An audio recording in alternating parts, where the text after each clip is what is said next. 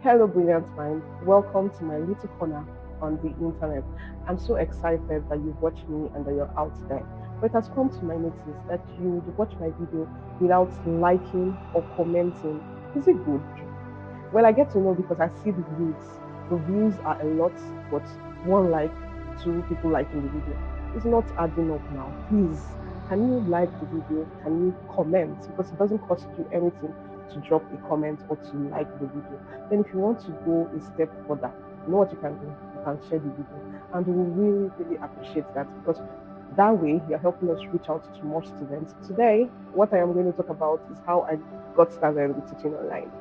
It's going to be a very interesting discourse. So you might want to grab a drink, get your popcorn, and let's get started, shall we? So I started teaching over 4 years now, sometime in 2022. And the major motivation behind my teaching at the time was Safa. Yeah, you heard me. Safa called me and sat me down and said, "Hey, you need to do a retrospection. You need to look inwards and see how you can make money from a skill that you already possess." So, taking stock of that, right? I knew that I was already doing chemistry and it's something that I could teach with ease. So that was the motivation. At the time, I had just transitioned from a program. So I was looking for a job. I hadn't gotten one at the time. I was attending a couple of interviews. And then I decided to just take the first step. The first step I took was to create a Facebook page. I was lucky about the title of the page. I was lucky about the description of the page. But I knew I wanted to teach chemistry, and chemistry had to be part of the name on the page. So I called it Chemistry Online Education. And the very day that the page went live, when I launched the page, someone sent me a message via Messenger that very day, and he said he was reaching out from the United Kingdom, that his daughter was in year 7 at the time, and that he wanted to get support for her for chemistry. And so we talked about what the price would be. Remember, at this time it was not even clear. So we talked about what the price was going to be for the lesson. And he asked that we go on WhatsApp so that we can have like a conversation on WhatsApp. So we went on WhatsApp and we started chatting. He called me and I spoke with his daughter. So we're just getting like a background on what she was doing at the time and ahead of our supposed class on Saturday of that same week, which was a few days away from when we were having the conversation.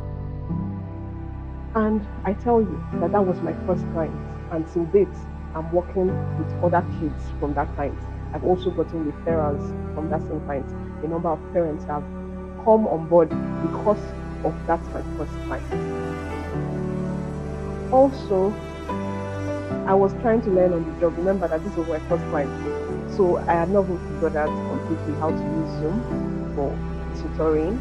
I had not even figured out how the functionality of Zoom was. In fact, I had not figured out that I was going to use Zoom or Google Meet at the time. So when we had the conversation, I decided to try out Zoom, and Zoom was what we used for our first class, and that's what we used subsequently till I switched to another provider. How has it been since I started teaching? It's been fun, not without its challenges, but then it's been rewarding because once you are able to satisfy a parent, they are the market you need. They would tell their friends, and that's how it brings about that ripple effect.